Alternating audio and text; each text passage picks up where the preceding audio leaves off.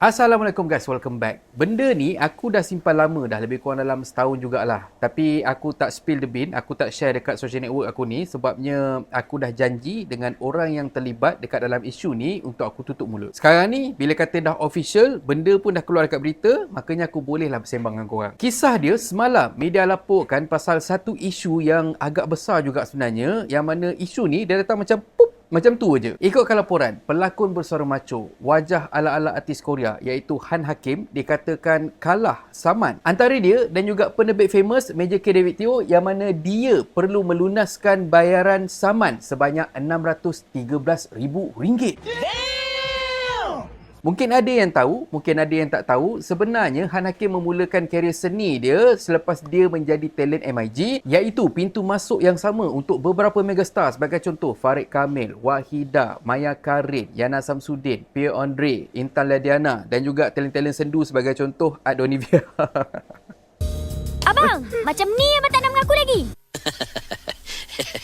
Anyway, sebut pasal Pierre, akhirnya selepas beberapa tahun, MIG keluarkan sebuah lagi filem iaitu filem seram Jangan Pandang Belakang 2. Dan filem ni diarahkan oleh Pierre Andre. Lepas tu yang buatkan aku teruja ialah barisan pelakon dia iaitu Idil Putra, Emma Mak Embong, Mawar Rashid dan of course kita ada legend kita, Mak Mah juga. Filem ni jangkanya ditayangkan hujung tahun ni dan satunya aku ambil peluang untuk share dengan korang sebabnya filem ni diarahkan oleh pakcik akulah iaitu Pierre Andre. Apa pun good luck pada Pierre Andre dan juga semua yang menjayakan filem seram Jangan Pandang Belakang 2. Terbaik. Tapi malangnya, lepas 2 tahun lebih dia diuruskan oleh MIG, dia buat keputusan untuk keluar dari MIG walaupun kontrak dia masih lagi berbaki 2 tahun lebih. Untuk info korang, semua talent MIG ni bila kata dia bersetuju untuk diuruskan oleh MIG, makanya diorang kena ikat kontrak selama 5 tahun dan selepas 5 tahun tu kalau kata diorang nak renew kontrak, diorang boleh pilih lah, boleh negotiate lah sama ada diorang nak 3 tahun ke, 2 tahun ke, setahun ke, benda semua ke. Benda tu semua bergantung kepada negotiation antara talent tu sendiri dan juga pihak pengurusan. Kontrak yang Han Hakim sign tu ialah kontrak yang sama macam mana yang disign oleh artis sebagai contoh Lisa Suryani, Kamal Adli, Ukasha Senrose dan ramai lagi. Dan selama MIG manage nama-nama besar ni, jarang sebenarnya yang duk breach kontrak. Kalau ada pun yang nama-nama kecil je lah. Anyway, benda ni bermula sekitar tahun 2021 yang mana perbicaraan ni bermula dekat Mahkamah Shah Alam, yang mana keputusan dia mahkamah dismiss kes ni, yang mana tak ada menang, tak ada kalah. Tapi lepas tu MIG, David Teo bawa pula kes ni pergi ke Mahkamah Tinggi, yang mana dekat situ Mahkamah Tinggi putuskan yang Han Hakim perlu membayar ganti rugi sebanyak RM613,000 dengan syarat company David Teo kena tunjuk semua detail lah kos kerugian yang dialami sewaktu dan juga dalam kurungan 5 tahun kontrak antara Han Hakim dengan MIG tu. Ikutkan laporan yang telah pun ditulis oleh media, kontraknya sepatutnya 5 tahun. Dia keluar pada tahun 2021 dan tinggal baki lebih kurang 2 tahun lebih. Waktu tu nama dia sedang sebab itulah kerugian jadi besar. Kalau dia keluar waktu baru masuk, tak ada kerugian sebab kami pun tak labur banyak. Tapi ini dah labur sebab tu banyak tawaran kerja dia batalkan. Bila batal, jadi kerugian. Sampai sekarang ni, dia baru pulang separuh sahaja dari jumlah RM30,240. So itu jumlah untuk kos liability or saman something macam itulah. Kalau dia gagal bayar, secara automatiknya dia akan diisytiharkan muflis. Okey, dia diisytiharkan muflis tu bukan sebab RM30,000 tu, tapi sebabkan RM613,000 tu. Sebab kalau kata ikut polisi, bawah RM60,000 ke bawah RM80,000, kalau kata kau tak bayar, kau still lagi belum diisytiharkan sebagai muflis.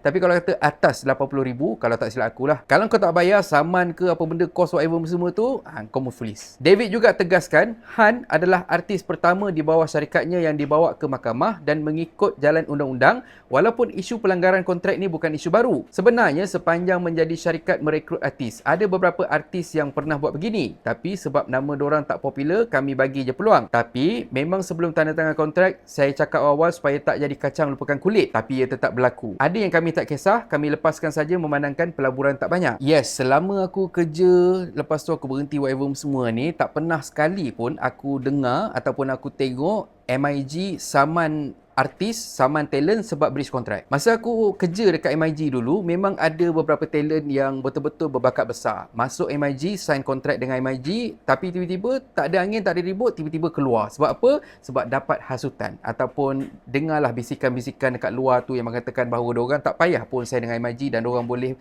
berjaya sendiri. Dan yes, memang ada sebahagian kecil yang betul-betul berjaya, tapi berpuluh lagi dekat luar sana tu, bila kata keluar, tak ada apa pun, hilang, senyap. Bila jadi situasi macam ni, David Teo selalunya dia memang tak ambil apa-apa tindakan, walaupun sebenarnya boleh je kalau kata dia nak keluarkan saman. Ada juga sebenarnya yang keluar, walaupun ada kontrak ni, dia keluar dengan cara yang agak biadab, tapi David Teo tetap maafkan juga. So dalam kes Han Hakim ni, wallahualam lah, David Teo sendiri sajalah yang boleh share, boleh cerita dengan korang semua macam mana dia boleh sampai nekat untuk ambil tindakan saman dekat Han Hakim ni. Dia masa awal-awal kes ni berjalan, adalah aku duk sembang dengan David Teo pasal benda ni, dan aku bila dengar tu aku tahulah memang mencabar juga sebenarnya dia punya proses dia, proceeding dia, sebab adalah beberapa drama yang berlaku. Benda macam ni masa aku kontrak, kau dah sign kontrak dan sebagainya. Kalau kata kau tengoklah pihak pengurusan dekat Korea, dia punya talent development tu lagi dahsyat. Engkau kena belajar berapa tahun kat situ, kau kena belajar pasal grooming, kau kena belajar macam-macam lah, cara nak bercakap dengan orang, PR, kau punya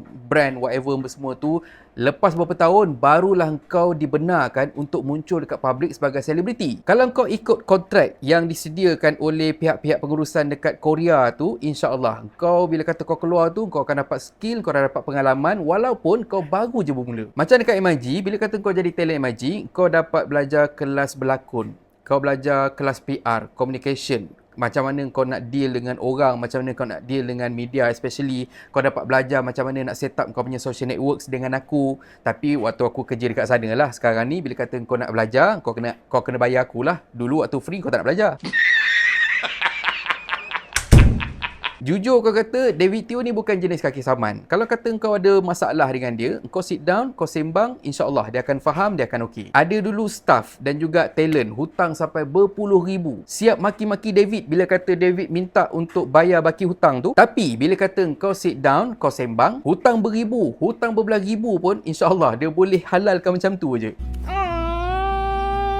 Aku masa keluar daripada MIG pun, aku bukan keluar dengan cara yang baik. Aku berselisih faham dengan David Teo. Tapi tak ada pula aku sampai tahap korang hajar. Sebabnya macam mana pun, aku still pandang dia sebagai aku punya mentor dan orang yang sentiasa tolong aku bila kata waktu aku susah dulu. Apa pun, good luck pada Han Hakim untuk bayar 600,000 tu. Tapi kalau rajin, pergilah sembang-sembang, pergi sit down dengan David Teo, pergi mengetih dengan dia, tengok macam mana boleh settle. Kalau tanya aku lah kan, duit bukan hal dekat dalam isu ni sebenarnya. Dan kata pepantun, pauh enggang panjang beria, nampak gagah terbang di udara. Sebab tamak cari nama, terus muflis waktu muda. Dan kalau korang suka konten yang ada dalam channel ni, please consider to subscribe. Okay, so thank you very much for watching and have a nice day. Assalamualaikum. Assalamualaikum guys. YouTube ada fungsi baru iaitu Super Thanks. Siapa yang nak belanja aku kopi, korang boleh tekan butang Super Thanks kat bawah ni. Korang belanja aku RM6 je. Anyway, terima kasih sangat-sangat untuk sokongan korang. Assalamualaikum.